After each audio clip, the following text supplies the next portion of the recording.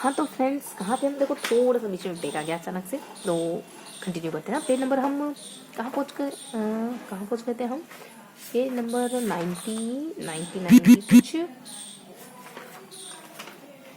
हाँ यहाँ पढ़ रहे थे ना, तो फटाफट से देख लेते पेज नंबर 95 में क्या गिवन है। देखो पेज नंबर 95 में हम पढ़ेंगे ना दो सिद्धांतों को जानने वाले हैं। एक तो पियाजे के सिद्धांत को पढ़ेंगे और एक कोहलबर्ग के नैतिक विकास के सिद्धांत को पढ़ेंगे। कुल मिला के हम नैतिक विकास के दो सिद्धांतों को कवर करेंगे आज पेज नंबर 95 में। तो 95 में क्या पढ़ने वाले हैं? नैतिक विकास के सिद्धांतों को पढ़ने वाले, ठीक है। तो देख लेते हैं कि नैतिक विकास के कौन कौन से सिद्धांत है और बाकी जानकारी भी पढ़ेंगे। ये वाला पोर्शन पूरा नैतिक विकास के सिद्धांत को कवर करेगा, ठीक है। और इधर वाला पोर्शन कुछ अन्य महत्वपूर्ण बातें, जैसे कि शिक्षक की क्या भूमिका है नैतिक विकास में, नैतिक विकास की विमाएँ कौन सी हो सकती है, नैतिक विकास के सिद्धांत पहले पढ़ लिए वैसे तो हमने, और नैतिक विकास से जुड़ी कुछ विशेष बातें। तो कुछ बेसिक से बातें भी देखनी है हमको, तो विशेष बातें इसमें से थोड़ा ज़्यादा इंपॉर्टेंट पॉइंट आ जाता है। कुछ विशेष फैक्ट वगैरह जिसमें आएंगे, कुछ विमाएँ वगैरह थोड़ा सा इंपॉर्टेंट लग रहा है। बाकी शिक्षा का महत्व तो इतना कुछ इंपॉर्टेंट है नहीं। तो इस तरीके से मेनली हमको सिद्धांतों को पढ़ना है। कुछ छोटे छोटे बिंदु इस तरफ गिवन है, लेकिन उन पर तो बस निगाह पर डालने की जरूरत है। तो फटाफट से अपन सिद्धांत कवर कर लेते हैं कि सिद्धांत क्या है, प्रिंसिपल क्या है नैतिक विकास के, ठीक है। तो नैतिक विकास का सिद्धांत पियाजे ने दिया और कोहलबर्ग ने दिया। तो कोहलबर्ग का देख लेते हैं। ये सिद्धांत है हमारा कोहलबर्ग का। इससे पहले अपन कुछ पढ़ चुके हैं इसके बारे में। इससे पहले वाले सेशन में दो अवस्था देख लिया हमने। पहली अवस्था देखो आज्ञापालक है। जो बच्चे नए जुड़ रहे हैं उसके लिए, उनके लिए थोड़ा सा बता दूं कि कुछ है ना, इन्होंने 3 स्तर दिए। हर एक स्तर पर 2 अवस्था बताई इन्होंने। हर एक स्तर पर ये 2 अवस्थाएं बताते हैं। पहले जो स्तर है उस पर कुछ 2 अवस्थाएं इन्होंने आज्ञापालक और कुछ आज्ञापालक और ये कुछ ऐसे कुछ अहंकार, आगे पालन और अहंकार वाली अवस्था थी। अब हम पढ़ रहे हैं सेकंड से, ठीक है। तो यहाँ से पढ़ रहे हैं हम, तो फटाफट से देख लेते हैं कौन सा सेकंड स्तर है, कौन सा थर्ड स्तर है, उनमें कौन कौन सी अवस्थाएं गिवन। सेकंड स्तर कन्वेंशनल स्टेज है, थर्ड स्तर पोस्ट कन्वेंशनल है। इनकी अवस्थाएं कौन सी, इनकी अवस्था में अच्छा लड़का अच्छी लड़की और सामाजिक व्यवस्था के प्रति सम्मान की व्यवस्था, ठीक है।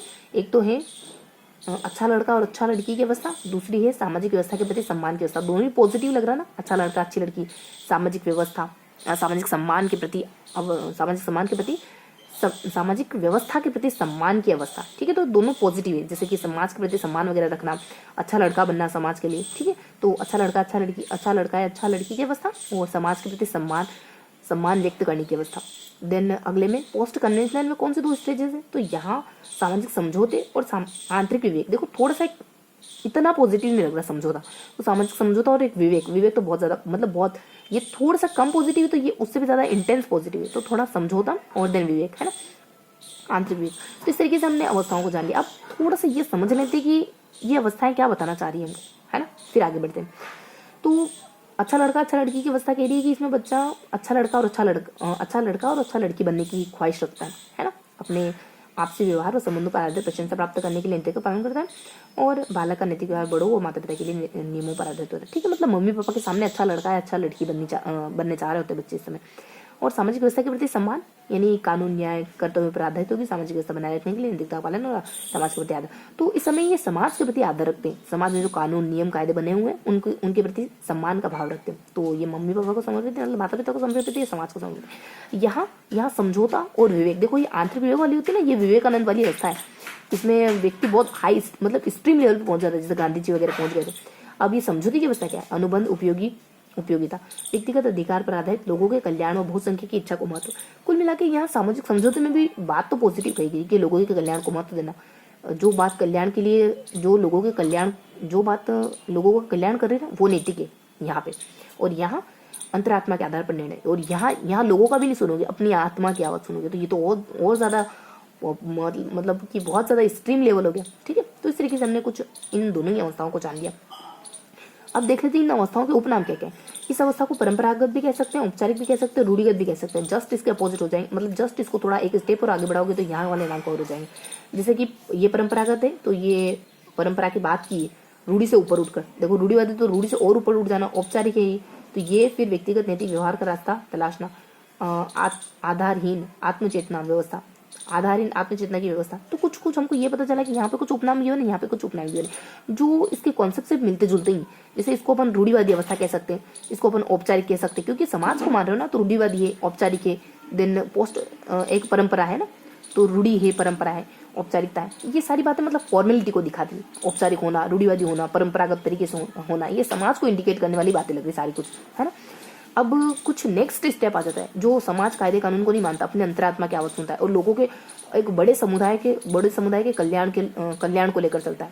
पहली स्टेज तो बड़े समुदाय का कल्याण और अगली स्टेज पे तो अंतरात्मा की आवाज सुनता है। पहली मतलब इस सेकंड की पहली स्टेप पे वो बहुत सारे लोगों के कल्याण को ध्यान में रखता है, मतलब एक बहुसंख्यक समुदाय के कल्याण को ध्यान में रखता है। अगले में अपने अंतरात्मा की आवाज से ही पता करता है कि क्या अच्छा है क्या बुरा है। ठीक है, तो यहाँ इसको अपन क्या क्या कह सकते हैं। देखो, आत्मचेतना की अवस्था होती है, ये रूढ़ियों से भी ऊपर उठ जाती है। व्यक्तिगत नैतिक व्यवहार का रास्ता तलाशना, अपने अपने अंदर से व्यक्ति जानने की या तलाशने की कोशिश करता है कि एक्चुअल नैतिकता क्या है ना।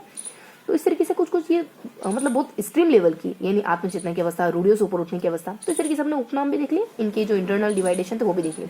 तो हमारा ये वाला सिद्धांत कंप्लीट हो जाता है। समयकाल देखो, समयकाल इसमें बता रखा कि ये जो पोस्ट कन्वेंशन है 10 से 13 मतलब कि शुरुआती टीनेज है, और ये हो सकता है कि उत्तर औपचारिक, उत्तर परंपरागत, तो ये लेटर टीनेज होगी, है ना, यानी बाद की टीनेज होगी, यानी कि कुछ 13 साल से ऊपर का समयकाल इसमें गिवन है।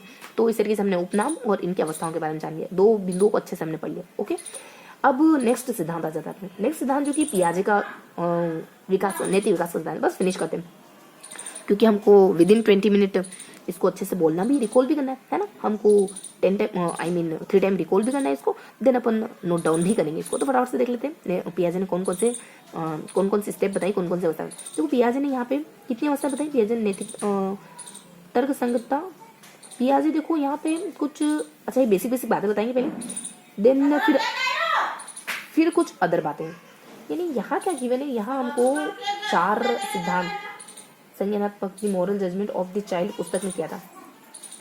और नॉट पियाजे ने 2 से 8 वर्षों को प्रायिकता नैतिकता कहा, और यह नैतिक निरपेक्ष की अवस्था है। और स्वायत्त नैतिकता इतनी, और तर्क संगत और सामाजिक चेतना का विकास। अच्छा, तो देखो यहाँ 2 कॉन्सेप्ट है कि कुछ प्रायिक नैतिकता क्या होती है और स्वायत्त नैतिकता क्या होती है, इनकी किताब का नाम क्या है। तो चलो बेसिक इंट्रोडक्शन जान लिया, आगे बढ़ते हैं। अनामी चरण, हेट्रोनॉमी प्राधिकरण चरण, हेट्रोनॉमी पारस्परिक आदान प्रदान, और स्वायत्त चरण। अच्छा, ये 4 अवस्थाएं बताई इन्होंने, और कुछ विशेष फैक्ट है जैसे कि इसमें व्यक्ति स्वयं को उसके बाद कुछ विशेष फैक्ट। अच्छा, तो पियाजे का सिद्धांत बहुत छोटा सा सिद्धांत है, 4 ही अवस्थाएं गिवन है, जैसे उसने 6 अवस्थाएं थी, यहाँ 4 ही अवस्थाएं गिवन है।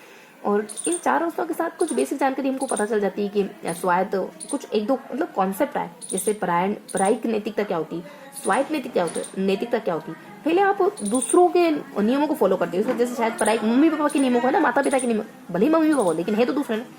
तो प्रायिक नैतिकता, देखो प्रायिक नैतिकता 8 सालों तक रहती है, उसके बाद आप स्वायत्त नैतिकता की ओर अग्रसर हो जाते हो। तो 8 सालों के बाद की, जब आप सारे डिसीजन खुद लेते हो, है ना, खुद डिसाइड करते हो कि क्या नैतिक क्या अनैतिक है, तो ये लगभग 9 से 11 कॉन्सेप्ट जाने। अब थोड़ा सा इनके 4 चरणों के बारे में जाने थे। किताब लिखी है the moral judgement of child, जान लेते हैं इनकी किताब के इनके चरणों के बारे में। देखो, एक अनामी चरण होता है, हेट्रोनॉमी होता है, और हेट्रोनॉमी पारंपरिक चरण होता है, ठीक है, आदान प्रदान, और स्वायत्त चरण होता है। स्वायत्त तो वही हमने देख लिया, स्वायत्त नैतिकता 9 से 12 वाली। और प्रायिक नैतिकता इन्होंने कुछ 8 से पहले ना, तो ये रहा देखो, हेट्रोनॉमी को इन्होंने, अब हम कह सकते हैं कि ये प्रायिक नैतिकता की कैटेगरी कह सकते हैं क्या, ये कह सकते हैं हेट्रोनॉमी प्राधिकरण चरण। तो ये जो अवस्थाएं बताई ना, ये भी तो हमको देखनी पड़ेगी। तो कुल मिला के इन्होंने 4 अवस्थाएं बताई, एक तो प्रायिक है, और एक हेट्रोनॉमी है, और हेट्रोनॉमी करके 2 बार आता है, ठीक है। एक तो हमारी जो उन्होंने पहले डिस्कस कर लिया ना कि ये 2 अवस्थाएं, जब बच्चा किसी दूसरे पे डिपेंड रहता है या फिर स्वायत्त तरीके से नैतिक निर्णय लेने लगता है, इन्हीं 2 अवस्थाओं की बात कर रही हूँ। तो ये 2 अवस्था हो जाएगी, और इसके अलावा कुछ और 2 हो जाएगी। दोनों हो गई, प्रायिक नैतिकता को हेट्रोनॉमी प्राधिकरण कहोगे, यहाँ नाम दूसरा दे दिया। बाकी स्वायत्त नैतिकता ही है ना, बाकी और 2 नाम कौन से, अनामी और हेट्रोनॉमी पारस्परिक आदान प्रदान। तो इस तरीके से हमने कुछ अवस्थाओं को जान लिया। अब देख लेते हैं इनमें समयकाल क्या गिवन है। देखो, इनमें समयकाल गिवन है कुछ स्वायत्त वाले तो अपन पहले ही जानते हैं कि 9 से लगाकर तकरीबन आगे तक 9 से लगाकर 11 तक, है ना। तो यही 8 से 13 कह दिया, थोड़ा सा अच्छा 18 है, 18 है ना, 18 साल का है। तो यहाँ इन्होंने कुछ समयकाल बताया, जैसे कि अगर समयकाल देखें तो ये 5 साल तक ये अपने, ठीक है। तो थोड़ा सा इन्होंने स्वायत्त नैतिकता, स्वायत्त चरण, हाँ। तो देखो यहाँ समयकाल बताया कुछ 13 से लगा करके, जो 13 से आगे तक बताया है ना, 13 से लगाकर 18 तक बताया। और देन जो हमने पहले देखा था उसमें हमने यहाँ है कुछ 8 से लगाकर 13 तक, ठीक है। और यहाँ जान रहे थे ना अपन हेट्रोनॉमी प्राधिकरण, ये वाला। तो कुछ 5 से लगाकर 3 तक बताया इन्होंने, 5 से लगाकर 8 तक बताया, ठीक है। तो हमको पता चला कि जो हमने पहले देख लिया उनके समय काल है 13 से लगाकर 18, और जो हमने पहले देख लिया उसका समय काल है कुछ 5 से लगाकर 8। अब बच जाता है ऊपर वाला तो 0 से 5 हो जाएगा, और बच जाता है बीच वाला तो कुछ 8 से 13 हो जाएगा, ठीक है। 8 से 13 इस तरीके से हमने जान लिया। अब फटाफट से इनको डिटेल से जान लेते हैं। ये कौन सी होती? प्राकृतिक परिणामों पर अनुशासन परायण नैतिकता अवस्था होती। वर्ष नैतिकता का अभाव होता है। अच्छा, प्राकृतिक परिणामों पर अनुशासन, ठीक है, इसमें नैतिकता नहीं होती पहली अवस्था में। तो पहले अपन इन्हीं वही जानते हैं जो हमने पहले पढ़ ली है, ठीक है। तो देखो यहाँ कुछ स्वायत्त चरण में क्या होता है कि व्यक्ति व्यवहार के लिए स्वयं जिम्मेदार होता है, हाँ बिल्कुल सही है। और हेटेरोनॉमी प्राधिकरण में क्या होता है? कृत्रिम परिणामों का अनुशासन, पुरस्कार व दंड नियंत्रण, ठीक है। तो यहाँ पे पुरस्कार और दंड से रेगुलेट होता है। तो हमने जान लिया खुद के नियम होते हैं और पुरस्कार दंड से रेगुलेट होता है। देन अब वो देख लेते जो यहाँ हमने नए पढ़े। यहाँ हमने अनामी को नया पढ़ा है और थोड़ा सा हेटेरोनॉमी पारस्परिक को नया पढ़ा है, ठीक है। तो यहाँ तो जान के अपन कुछ होती नहीं है नैतिकता, और यहाँ हम दूसरों के साथ वह नहीं करना चाहते जो हमारे लिए अपमानजनक हो, ठीक है। तो यहाँ होती नहीं है ना, और यहाँ अ से अभाव आ जाएगा और यहाँ हमारे लिए अपमानजनक। इस तरीके से अ से अ कनेक्ट करके याद रखेंगे। तो हमने चारों अवस्थाएं देख ली। 2 अवस्थाएं वो देखी जो हम पहले पढ़ चुके थे, उसको सेंटर में रख के हमने देखा, है ना। उसके बाद 2 वो देखी जो थोड़ी सी यहाँ यूनिक गिवन थी। इस तरीके से हमने इस पूरे पियाजे के सिद्धांत को अच्छे से पढ़ लिया। ओके, देन आ जाते हैं अपन, देखो ये स्वायत्त नैतिकता पहले ही देख लिया हमने। और कैरोल गिलीगन कॉलबर्ग के शिष्य थे, इन्होंने नैतिकता से 3 चरण बताए। ये सिद्धांत महिला आधारित है, देखभाल और रिश्ते की विषमता पर आधारित। देखो कॉलबर्ग का यहाँ हम जिक्र कर चुके हैं, लेकिन इनकी एक बात छूट गई थी, मिस हो गई थी। वो कहते हैं कि कैरोल नाम है, सेम नाम है, कोहलबर्ग और कैरोल। बस फिनिश करते हैं। ओके,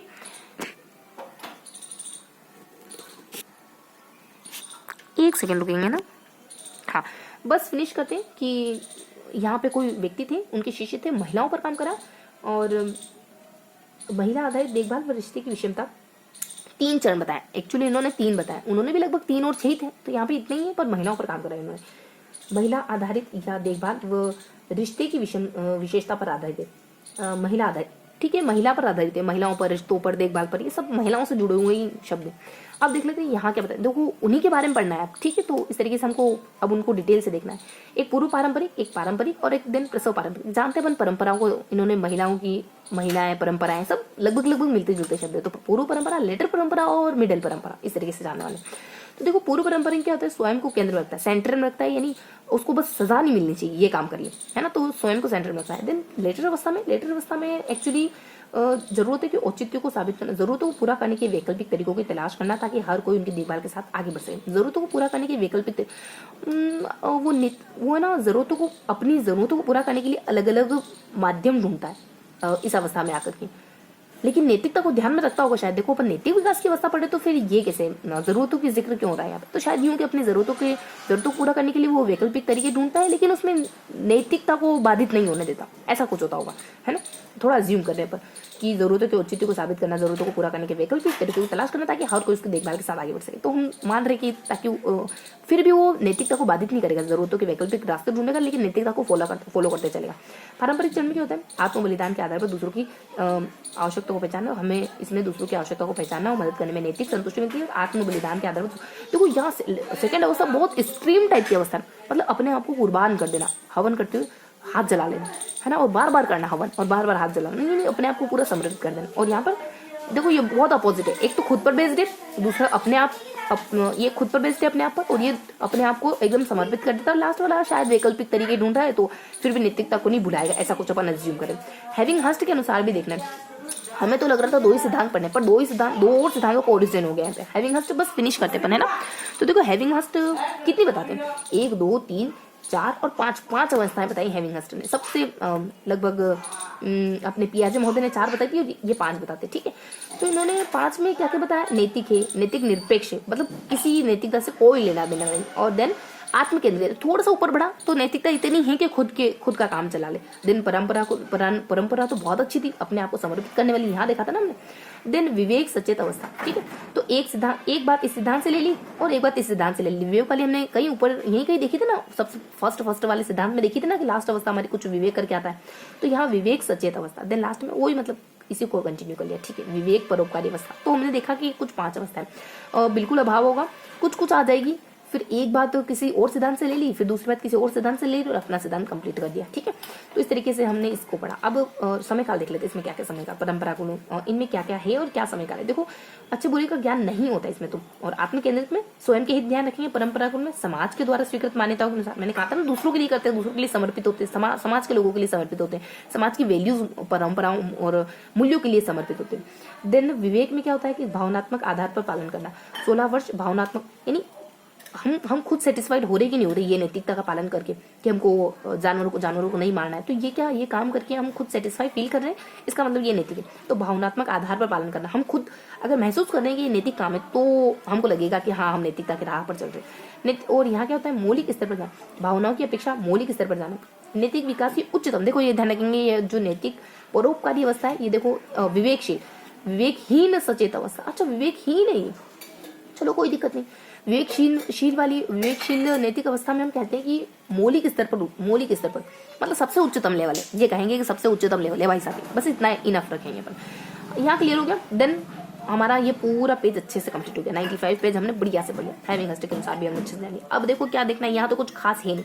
टीचर की क्या भूमिका होती है जानते अपन, क्या देखो अच्छी बुरी मूल प्रवृत्ति, संकल्प शक्ति, प्रशिक्षण, अच्छी आदतों उचित आदर्शों का विकास है, स्थायी भावों का विकास है, नैतिक धार्मिक सामाजिक मूल्यों की और उदाहरण व आदर्श प्रस्तुत करना, महापुरुषों की जीवनी है। तो बहुत सिंपल सी बात है, इसमें कोई शिक्षक की भूमिका कैसे आप बच्चों में नैतिकता ला सकते हो।